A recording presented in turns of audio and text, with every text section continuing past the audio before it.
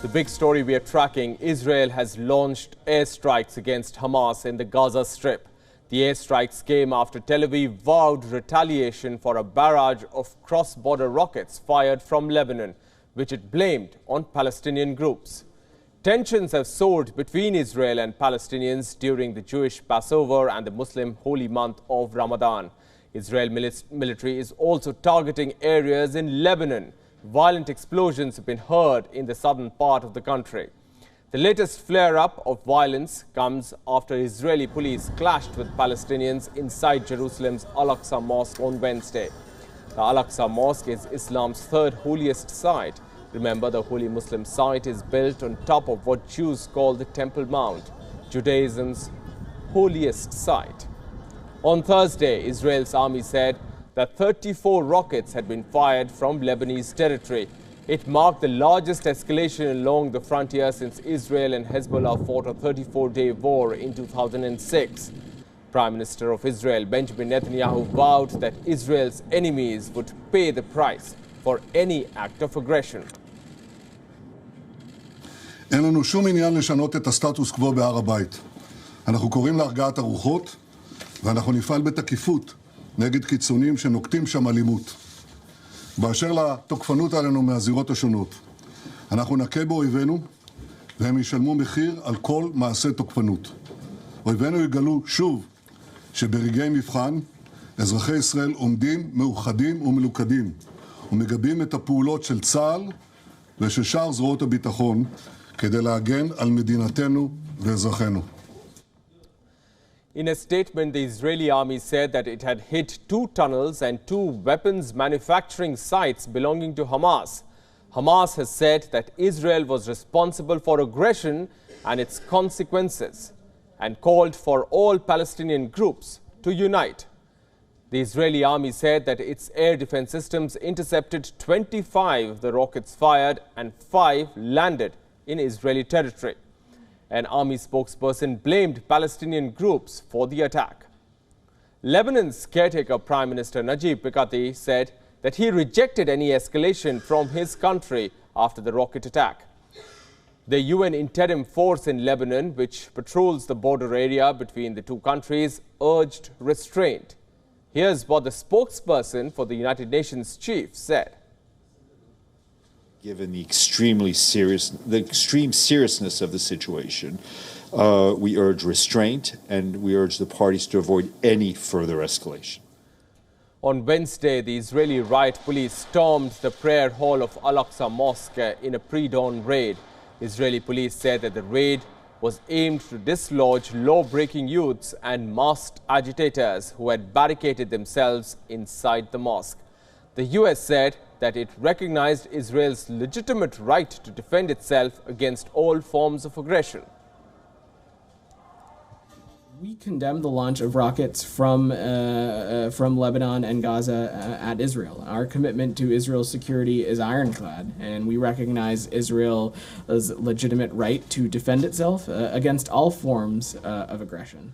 France condemned what it called indiscriminate rocket fire targeting Israeli territory from Gaza and southern Lebanon. Lebanon's Iran-backed armed movement Hezbollah had warned earlier that it would support all measures the Palestinian groups may take against Israel after the clashes. The Lebanese group has close ties with Hamas, which rules Gaza. It also has close ties with the Islamic Jihad group, which is also based in the coastal enclave. The last rocket fired from Lebanon into Israel was in April 2022.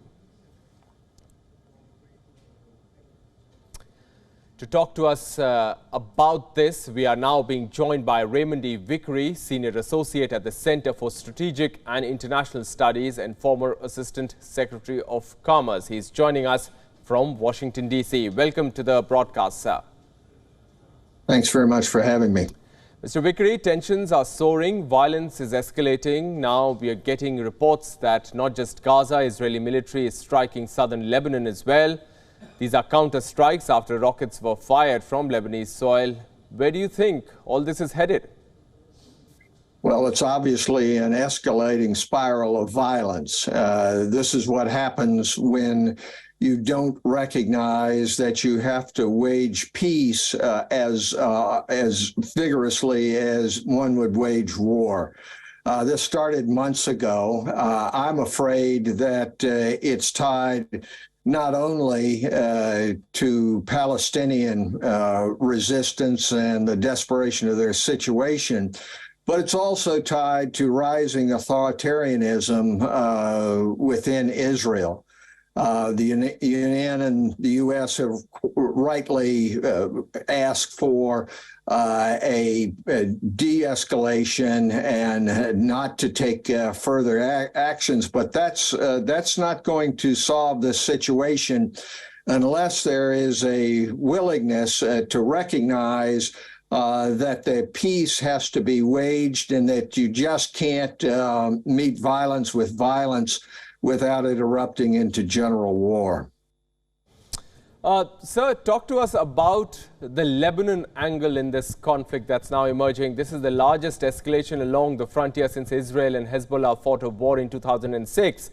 Israel Army spokesperson has said that its Palestinian fire could be Hamas or Islamic Jihad, but not Hezbollah. Do you agree with that assessment? And if so, why do you think Lebanese soil was used for these attacks?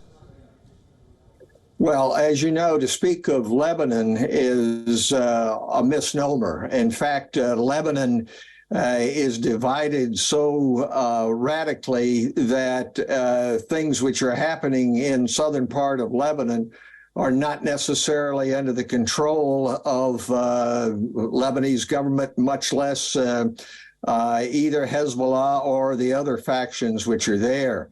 I have no doubt that those who are interested from Hamas want to involve Lebanon in this, and they are trying to get as much coordination and solidarity among non-Israeli forces in the area as possible.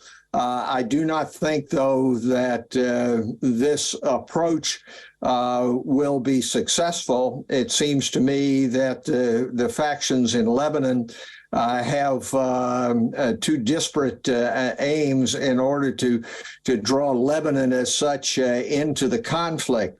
But it does point out that if you're going to wage peace, you're going to have to do it by means other than what Israel has referred to time and time again as cutting the grass. And that is of going out with violence in order to be able to strike back at groups. That just won't work in the long run. And in my view, the Netanyahu government needs to understand that it's going to have to do something other than just say it's my way or the highway. We've seen this with the Netanyahu government trying to change the judicial system within Israel. We've seen it in terms of just trying to use force internally to solve these problems. Hopefully, people will cool off and step back and start to wage peace as vigorously as the parties seem to be in waging war. Sir, you spoke about waging peace. I want to probe you a little bit further on that. You know, Benjamin Netanyahu has said that Israel's response tonight and in the future will exact a heavy price.